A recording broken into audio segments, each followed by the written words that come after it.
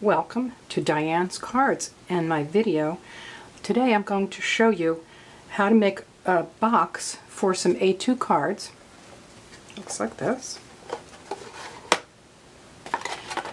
But more importantly, I'm going to give you some tips about using sticky strip.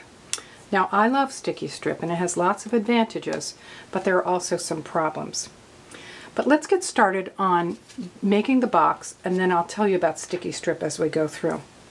I'm going to have the measurements for the box on my web page, so you can listen to them now or get it later.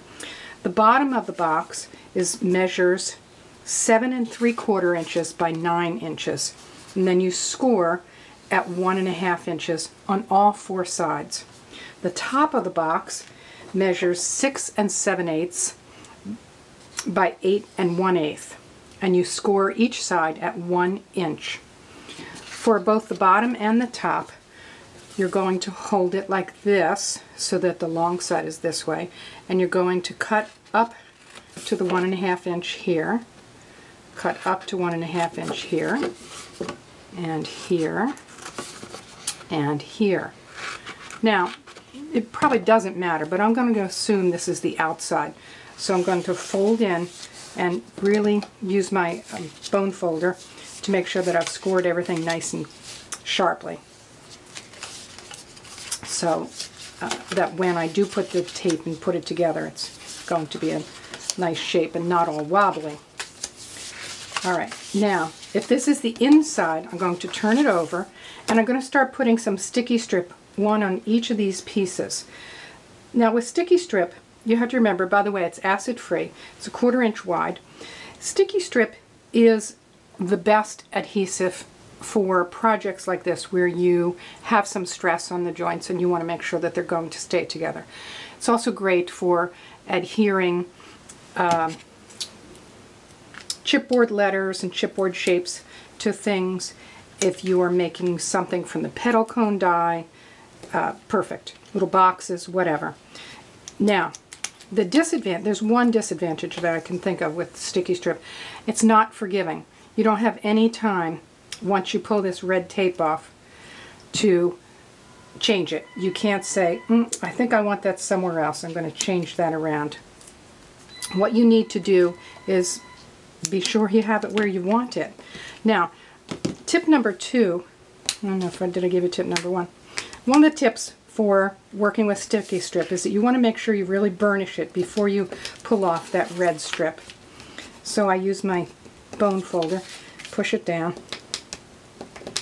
Now, this is the outside, so I'm going to remove the sticky strip. Now, one of the things about sticky strip is that those little red pieces that you're going to remove, they become very staticky and stick to your clothing and so forth. I've found them everywhere. I found them in the laundry. So when you take it off, if you have a piece of paper, scrap paper, whatever, prepared with just a run of snail adhesive, put them on there. They're never going to go anywhere. So just take these off. Sometimes they're a little difficult. And then you're going to fold and match those corners. Make sure it's nice and straight. Bring that in. This way you have nice smooth edges on the outside. So we'll take this one off.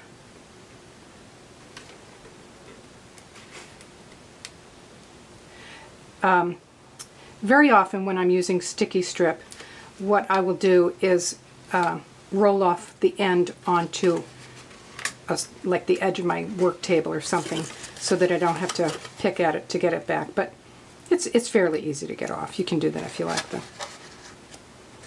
Okay.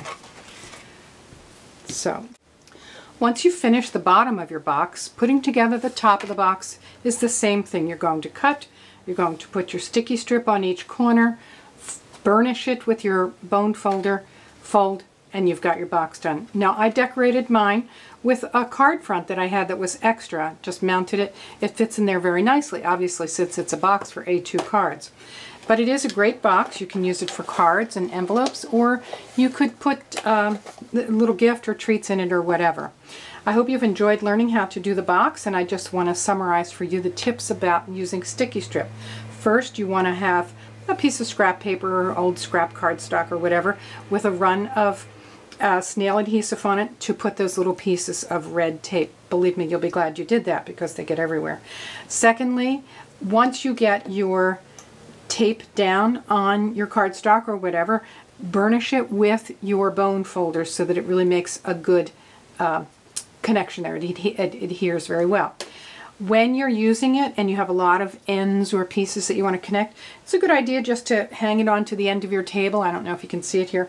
Hand onto the end of your table so that it will not go anywhere and you won't have to go finding the end all the time.